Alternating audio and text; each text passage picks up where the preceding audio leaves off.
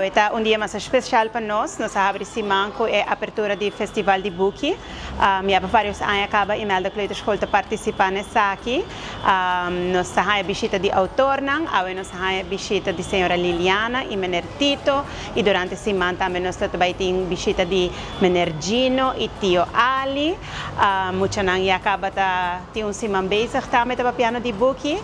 E nós temos uma visita especial na escola. Nós temos a visita de Chispito. Essa é uma surpresa super agradável para nós. Chispito bem parte sunchi, pero também Chispito junto com a senhora Liliana a conta um tiki de Subuki e me está segura na assim a hope de diferente aventura na de Chispito, pero também de importância de eletricidade e também que por e não por ora com nós não mahunga com corrente. Desde o número de Team Imelda e de Ture muito de Imelda Kleuterschool, seguro-nos que agradecer a Biblioteca Nacional em cooperação com Elmar para a visita de AWE e para não prosseguir que bom trabalho para assim nós por estimular o lançamento na casco é muito não.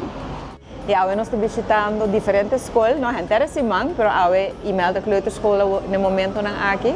E durante a inteira semana nós estamos visitando diferentes escolas na Aruba e também a Biblioteca Nacional com atividade no merdia.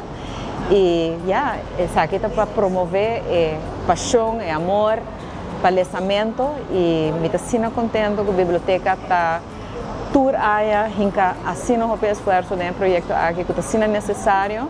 Porque muito na Aruba, de chiquito acaba por lanta com amor para Buki. E durante a semana que nós também experiência também com duche, Buki tá, não te cito?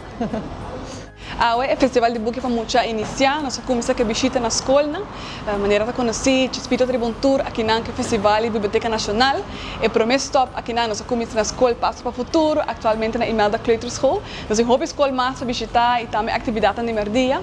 Tudo isso aqui em conexão de 5 anos de Elmar, onde nós reintroduzimos mascotas Chispito, e muito não está mais louco mesmo com Chispito e gostando da roupa de Chispito aqui não. E para mim interação que muito não é sumamente bom, não está gostando de história e tema aqui do festival da aventura na granel e Buki te chama Zap Zapzinho, aventura de Chispito, e muito não está bem a ser conhecido o caráter de Chispito, que tem roupa, energia, roupa friendly, amigável e curioso, não está cantando com Chispito, bailando com Chispito, roupa e bom ambiente.